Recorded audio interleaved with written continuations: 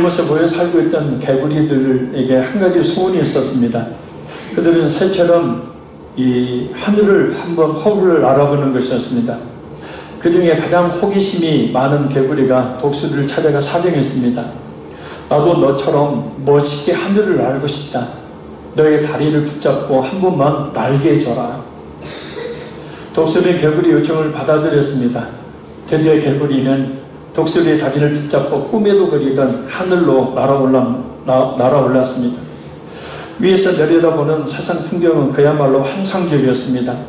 땅에 있던 개구리들이 부러운 눈빛으로 하늘의 개구리를 보며 외쳤습니다. 그중 한 개구리가 말했어요. 누가 그런 기가 막힌 생각을 해냈니? 그자 개구리는 우쭐해져서 이 독수리를 붙잡고 있던 손을 놓으면서 내가 했지. 그 순간 개구리 여지없이 땅으로 추락하고 말았다는 이야기입니다. 오늘 본문을 보면 땅으로 떨어진 이 개구리처럼 사는 사람들이 등장합니다. 바로 하나님의 도우심 속에 살면서도 그것을 알지 못하고 하나님의 도움이 필요 없다고 자신을 내세우며 사는 사람들 말입니다. 우리 25절에서 26절 말씀 우리 다시 한번 같이 읽겠습니다. 그때 예수께서 대답하여 이르시되 천지의 주제이신 아버지여 이것을 지혜롭고 슬기 있는 자들에게는 숨기시고 어린 아이들에게는 나타냈음을 감사하나이다. 옳소이다. 이렇게 된 것이 아버지의 뜻이니이다. 아멘. 예수님은 천지의 주제 곧 온 우주 만물을 주관하시는 하나님을 아버지라 부르십니다. 이 호칭은 25절에서 27절까지 무려 5번이나 나오는 말입니다. 자식을 사랑하는 아버지처럼 비록 범죄했지만 우리 인생을 사랑하시는 그 하나님의 사랑을 의미합니다. 그러나 또한 중요한 것은 이 호칭이 성자 예수님과 또 성부 하나님과의 관계를 말씀한다는 겁니다. 유대인들에게는 아버지와 아들은 동등하다라는 사고 개념이 있습니다. 그래서 예수님은 하나님을 아버지라 부르시며 자신을 하나님과 동등한 성부 하나님과 동등한 하나님이심을 말씀하십니다.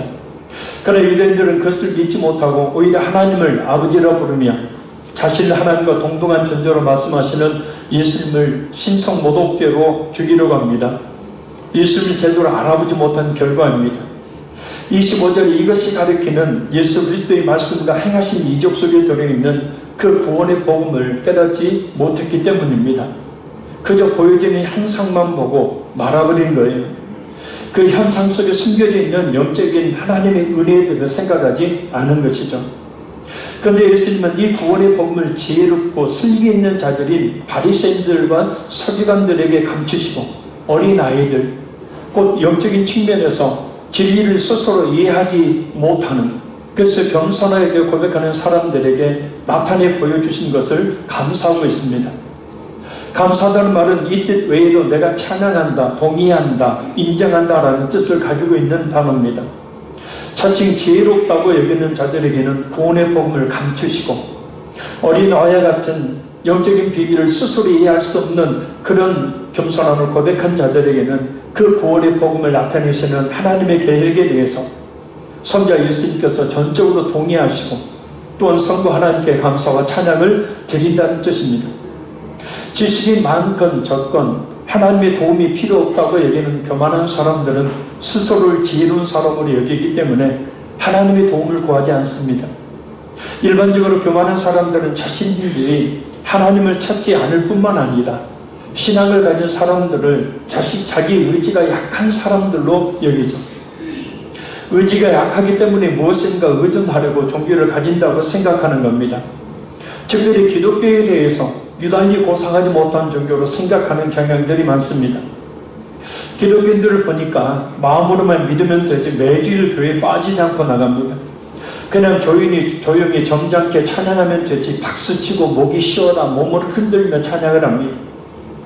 그냥 조용히 명상을 하면 되지 울고 불고 주여를 부르며 큰 소리로 시끄럽게 기도를 합니다. 그냥 미쳤다는 것이죠.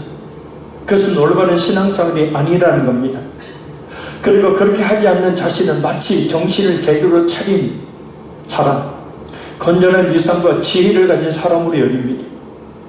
오히려 제대로 믿고 있는 사람들 향해서 미친 사람 되어야 될 겁니다. 내소적인 소리를 쏟아냈습니다. 안타깝지만 하나님이 어떤 분인지 잘 모르기 때문이죠. 살아계신 하나님을 만나지 못했기 때문입니다. 그 하나님 앞에 자신이라는, 죄인이라는 자신의 존재의 의미를 제대로 발견하지 못했기 때문이에요. 하나님 앞에 자신이 어떤 존재인지를 똑바로 보는 사람은, 아는 사람은 찬양할 때나 기도할 때나 결코 그렇게 못하죠. 마치 경조지와 좌정관천, 우물 안에 결국에 넓은 세계가 있다는 것을 알지 못하고 우물 안에서 바라보는 그 우물의 크기만큼의 이 하늘만이 전부인 것처럼 착각하며 살듯이 말입니다. 이렇게 교만한 사람들은 예수님을 비웃고 교회와 성도들을 비웃지만 심판주이신 하나님께서는 오히려 그들의 어리석음을 비웃으신다라고 말씀합니다. 시편 2편 4절 말씀입니다. 하늘에 계신 자가 웃으시며 주께서 저희를 비웃으시리로다. 잠언 3장 34절 말씀입니다. 진실로 그는 거만한 자를 비웃으시며.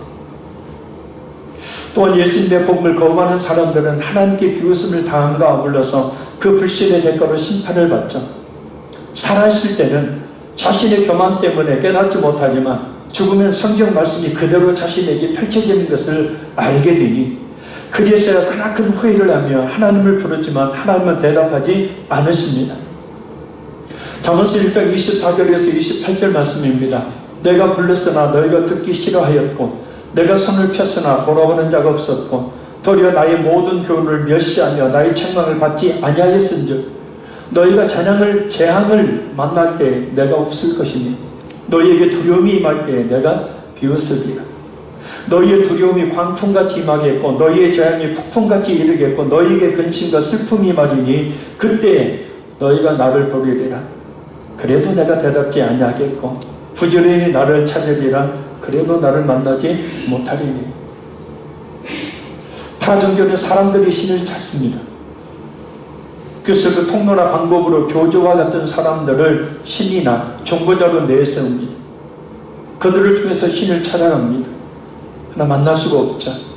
그래서 철학과 지식과 사상을 내세우고 선행이나 공로를 내세우고 자기 몸을 학대하는 고행을 그 방법으로 사용하기도 합니다. 그러나 인간의 어떤 방법으로도 하나님께 돌아올 수 없습니다. 하나님을 찾을 수도 없고 만날 수도 없습니다. 하나님께서 우리를 찾아와 주시지 않는다면 우리는 하나님을 알 수도 만날 수도 없는 그런 영적으로 죽은 존재입니다. 자, 우리 17절 말씀 읽겠습니다. 내 아버지께서 모든 것을 내게 주셨으니 아버지 외에는 아들 아는 자가 없고 아들과 또 아들의 소원대로 계시를 받는 자 외에는 아버지를 아는 자가 없느니라. 아멘. 앞서서 말씀드렸지만 예수님께서는 성부 하나님에 대하여 아버지라는 호칭을 계속 사용하십니다. 여기서도 내 아버지라는 말로 성부 하나님을 부르십니다. 그래서 거듭나지 못한 믿음이 없는 사람들은 성부 하나님께서 마치 부모가 자식을 낳듯이 성자 예수를 창조하셨다고 말합니다. 그러나 만약 예수님께서 하나님에 의해서 창조된 인간적인 개념의 아들이라면 우리는 구원을 받을 수가 없습니다. 왜냐하면 하나님 외의 모든 피조물은 불완전한 존재이기 때문입니다. 삼위일체의 신비는 우리의 이성으로 이해할 수 있는 부분이 아닙니다. 그것은 우리가 이 세상을 안다고 하지만 제대로 다 알지도 못하고 이해하지도 못하는 것과 같습니다. 사실 우리는 우리 자신조차도 제대로 알지 못합니다. 하물며 온전하지 못한 지식으로 어찌 영이신 하나님을 완전히 알 수가 있겠습니까? 그래서 어떤 분은 바닷가에 한 소년이 모래 구덩이를 만들어 놓고 바닷물을 그곳에 퍼 담으려고 하는 것과 같은 것이라고 말했습니다. 조금 예를 들자면 아들이라는 말은 우리가 생각하는 부모 자식 간의 그런 개념이 아닙니다.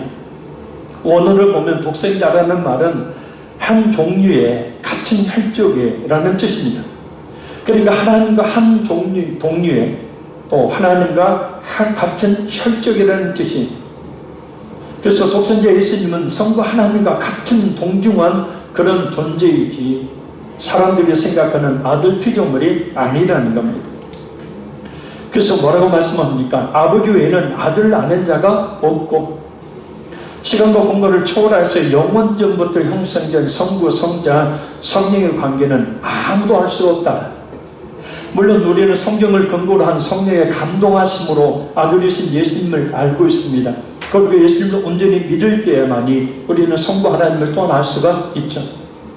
그래서 오늘 본문에 나오는 아는이라는 말은 단순히 표면적으로 아는 것이 아니라 확실히 간파하며 철두철미하게 완전하게 그리고 충분하게 안다라는 의미.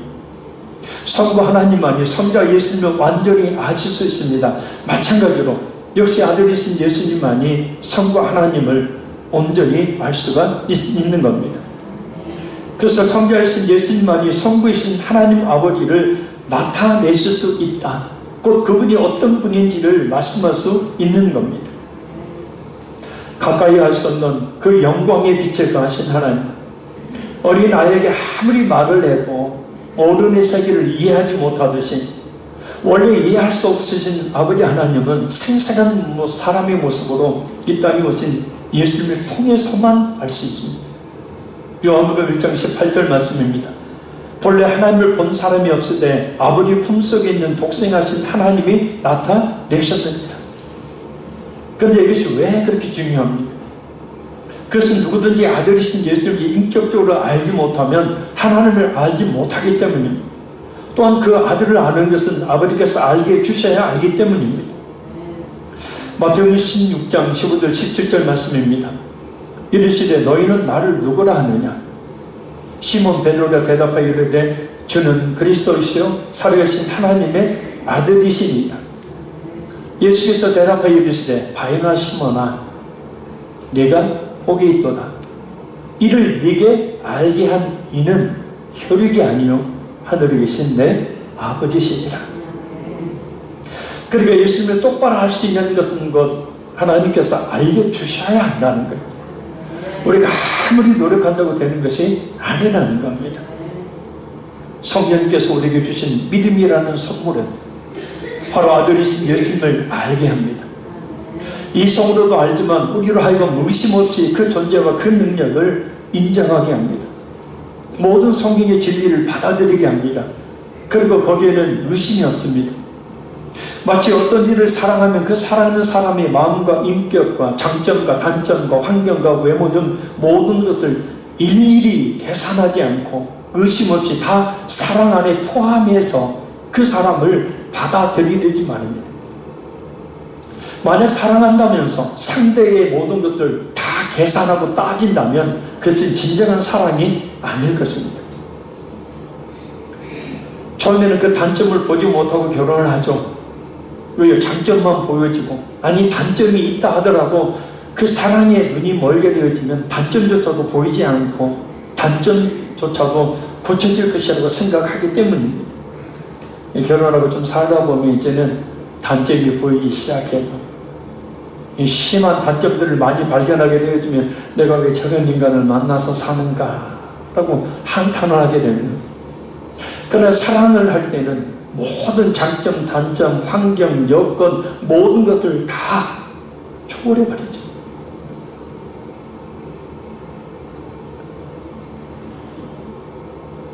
그러나 그럼에도 불구하고 우리가 믿어지지 않는 부분이 있을 수 있고 이해되지 않는 부분들도 있을 수 있습니다. 우리는 전혀 의심 없이 예수님께서 하나님의 아들이신가 우리의 구세주 되심을 그분이 실제 살아계시다는 것 또한 장차 이 세상을 심판하러 오실 심판주이심을 그러나 우리는 믿습니다. 왜냐? 이 같은 사실을 믿지 못하면 주님을 온전히 의지하지 못하게 되기 때문입니다. 믿는다고 하면서도 28절 말씀처럼 자신이 수고하고 무거운 짐들을 주님께 내려놓지 못하게 되기 때문입니다. 그래서 하나님이 누구신지에 대해서 이 시간 여러분에게 말씀을 드린 이유는 그 하나님이 누군지를 알아야 하나님을 의지하기 때문입니다. 코로나19로 인한 그런 두려움과 공포 속에 또 우리가 직면한 여러 가지 고난의 문제, 내 힘으로 어떻게 할 수 없는 그 문제들 앞에서 우리가 하나님을 제대로 알지 못하게 되어지면 하나님을 의지할 수가 없는 것이기 때문입니다. 아마 이 자리에 있는 분들 가운데 잘 알지도 못하고 믿지도 않는 사람에게 자신이 모든 것을 다 맡기는 사람은 없을 겁니다.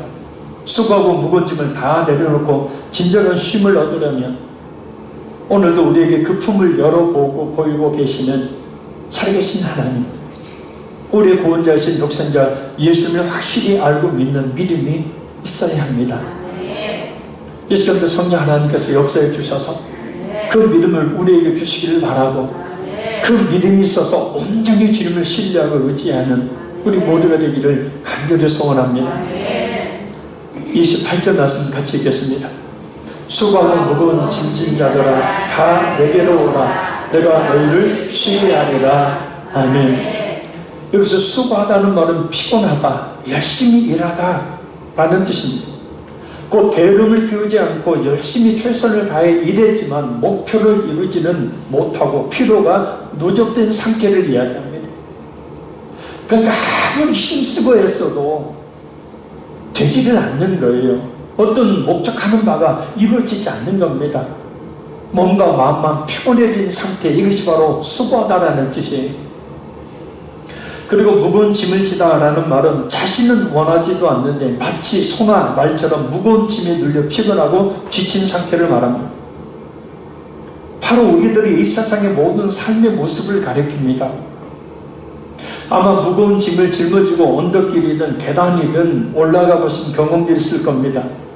올라갈 때는 짐이 뒤로 쏠리기 때문에 허리를 앞으로 숙이게 되죠.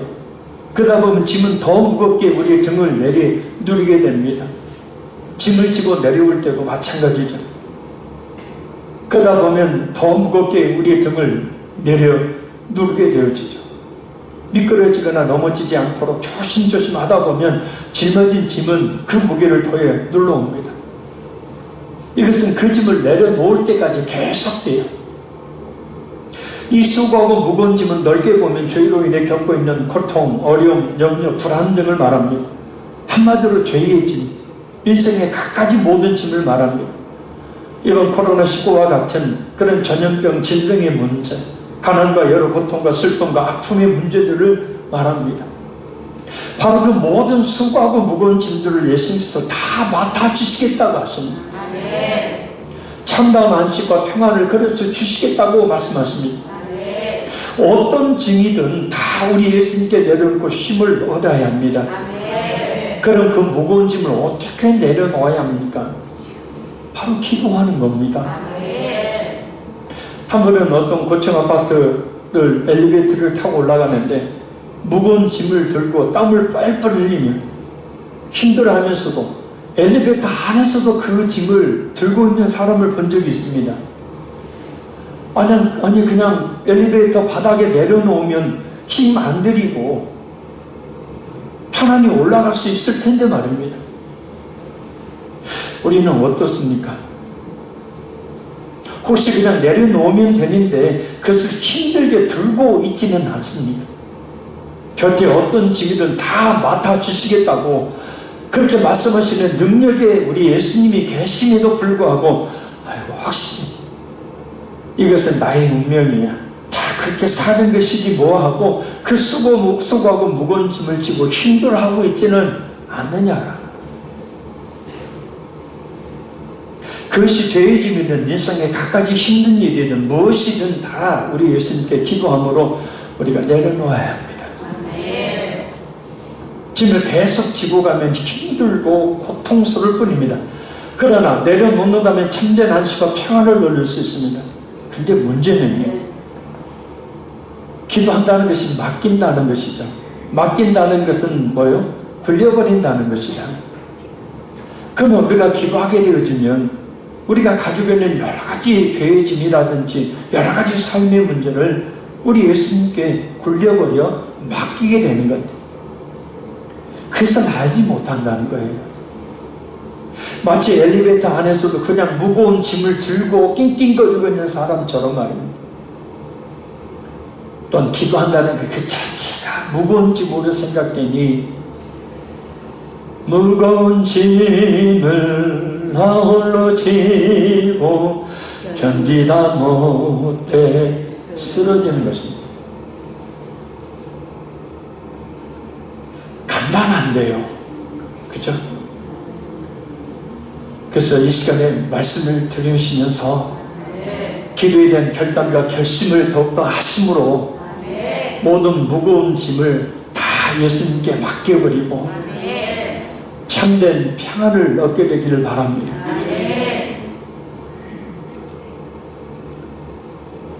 집으로 돌아가면서 또 짐 다시 또 지고 또 가지 말고 가요.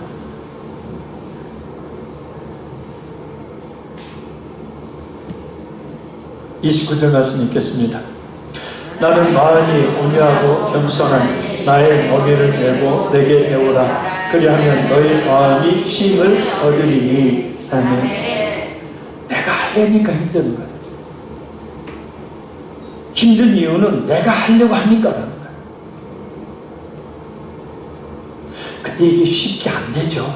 저도 그게 잘 안 되더라고요. 근데 요즘엔 그게 좀 돼요. 늘 말씀을 묵상하고 그래도 나름대로 기도하니 그게 내려져요. 그냥 맡겨지게 돼요. 하나님께.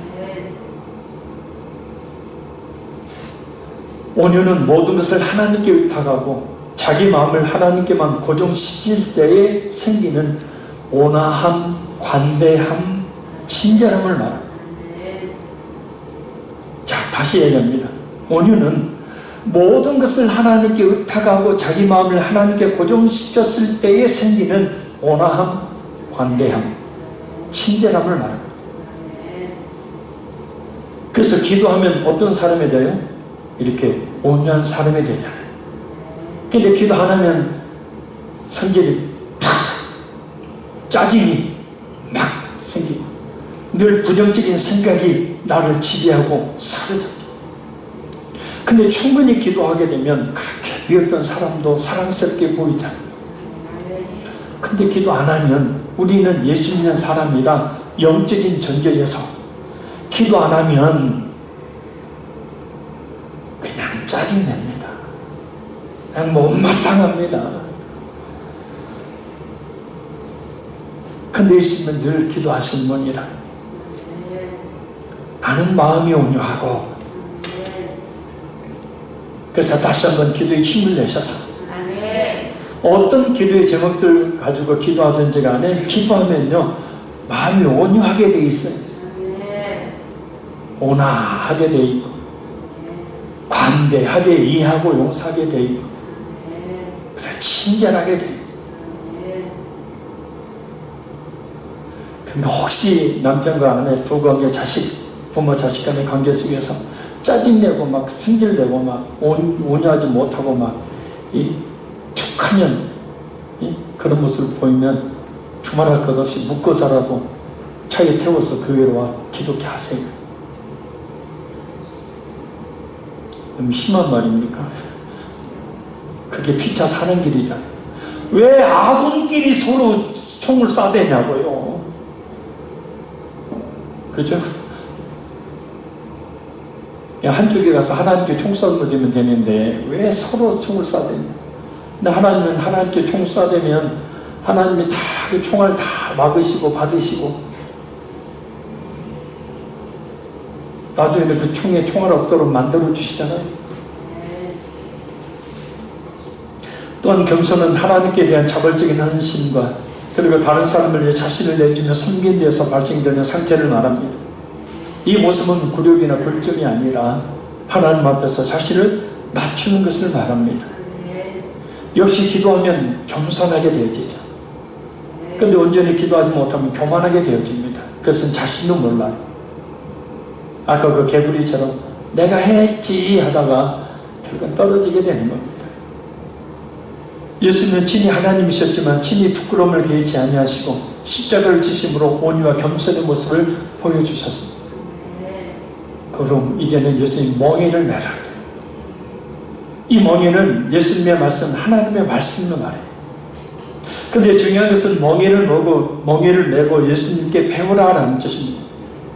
배우다라는 말은 이 제자라는 뜻의 말과 어근이 같은 말입니다. 그 뭐냐면 예수님의 제자가 되어서 그 가르침을 받아들이라라는 뜻이에요.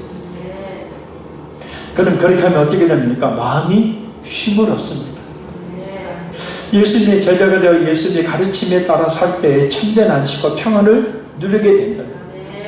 그래서 말씀을 거꾸로 생각해 보면 예수님을 믿는다 하면서도 참된 안식과 평안이 없는 것은 결국은 하나님의 말씀이 없다는 거예요. 하나님의 말씀이 그 심령을 지배하지 못한다. 기도하지 못함으로 말미암아, 기도하지 않음으로 말미암아서 제자로 살지 않기 때문이라는 거예요.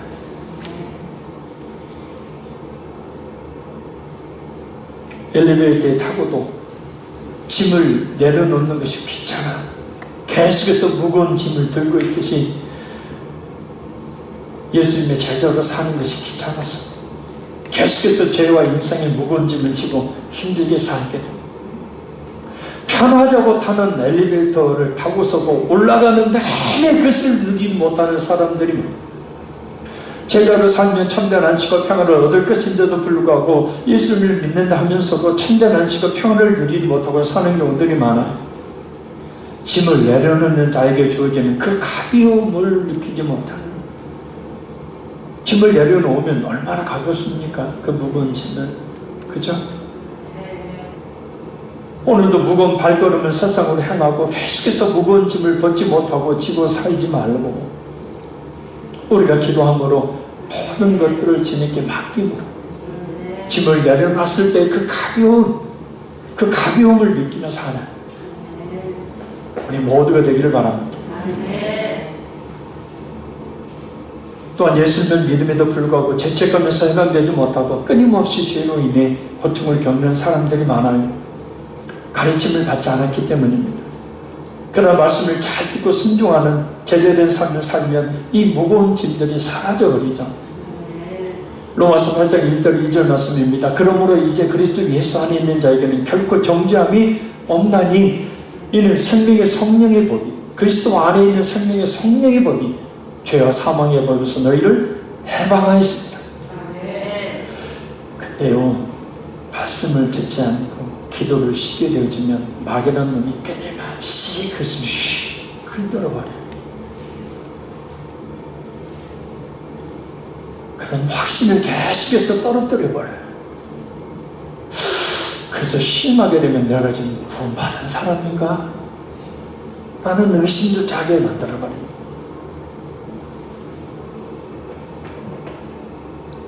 말씀을 통해 죄책감에서 벗어나야 되고, 말씀을 통해 죄의 무거운 짐을 모두 십자가 앞에 내려놔야 되고, 말씀을 통해서 우리의 인생의 무거운 짐 역시도 다 내려놓아야 합니다. 그러나 이 시간 하나님께서 이 본문 말씀을 통해서 우리에게 그 수고하고 무거운, 네가 힘쓰고 애써도 해결할 수 없는 그 죄의 짐과 세상의 모든 문제들을 기도함으로 좀 맡겨. 그러면 내가 그 다 맡아서 너를 편하게 할 거야 라고 말씀하십니다. 할렐루야. 그래서 요한복음 8장 32절 말씀처럼 진리를 알지니 진리가 너희를 자유롭게 하리라.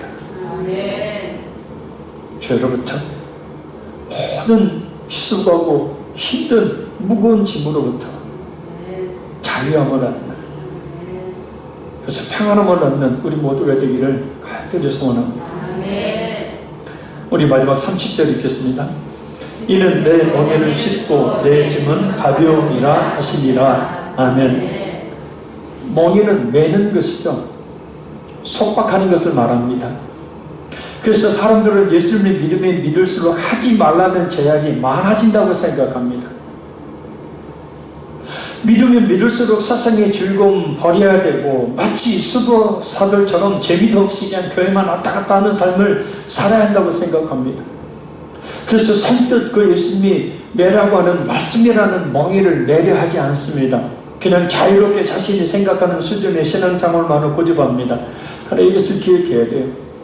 소가 멍에를 매지 않으면 자기 마음대로 가듯이 우리도 주님의 말씀을 따르지 않으면 주님께서, 하나님께서 원하시는 온전한 길을 갈 수 없다는 겁니다. 그냥 뺑 돌아다니, 어떻게 보면 다람쥐 잡바퀴 돌듯이 뺑 돌아서 헛된 시간, 헛된 인생을 살다가 갈지도 몰라요. 이 정도 신앙 사람이면 됐지. 뭘 그렇게 자꾸 시간 내려고 하는지. 그 말이 맞아요. 틀린 말은 아닙니다. 그러나 예수님께서 말씀하셨는데 내 멍에는 쉽고 내 짐은 가볍다. 여기서 쉽고라는 말은 좋다, 친절하다, 유익하다, 편하다, 부드럽다라는 다양한 의미를 가지고 있습니다. 그러니까 그 말씀을 등에 메고, 그렇죠? 세상의 무거운 짐들을 다 내려놓고 말씀을 등에 메놓고 말씀을 듣고 순종하는 그 삶을 사는 것은 힘들 것 같고 귀찮을 것 같고 나의 자유를 속박하는 것 같지만 그렇지 않다는 거예요. 오히려 그것이 좋다는 겁니다. 유익하다는 것입니다. 편안하다는 거예요. 멍에와 비슷한 작용을 하는 것이 바로 안전벨트죠. 안전벨트 매는 것은 귀찮은 일이고 다소 불편한 일이지만 매면 안전합니다. 대형 교통사고가 났을 때 대부분 살아가는 사람들의 공통적인 특징이 뭐예요? 안전벨트를 매었다는 겁니다. 제가 아는 목사님이 안전벨트를 이렇게 잘 매요. 근데 잘 매는 게 꽉 이렇게 조여지는 벨트가 아니라 헐렁헐렁하게 찢겨가지고 딱 집어넣고 헐렁헐렁하게 매는 척 하더라고요. 사고 한번 났는데 갑자기 급부 브레이크를 밟았는데 결국은 이 가슴이 그 핸들에 팍 박혀가지고 뼈가 5개가 부러져.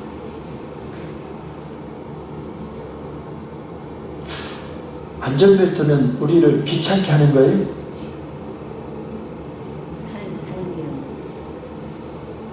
우리 권사님만 대답해요. 우리를 귀찮게 하는 겁니까? 속박하는 거예요? 나를 지켜주고 안전하게 하는 거잖아요. 역시 마찬가지예요. 하나님 말씀다. 나를 속박하고 귀찮게 하려는 게 아니라 하나님이 원치 아니하는 길을 가지 않고 하나님이 원하시는 길을 가도록 하는 멍에가. 그래서 예수님은 그 멍에를 내면 그 멍에는 가볍다. 그래서 안전벨트 매는 것이 체계화된 사람들은 그죠? 안전벨트 매는 것이 편안하죠. 오히려 더. 근데 처음에 벌금 5만 원짜리 그 딱지 막 본격적으로 떼기 전까지는 다 풀고 다녔잖아요. 그래서 경찰 보면 안전벨트 매고 안 보면 안전벨트 풀어버리고. 아니 자기 안전을 위해서 그렇게 하라는데도 그 귀찮다. 쪼여온다고 안 매면 안 되잖아.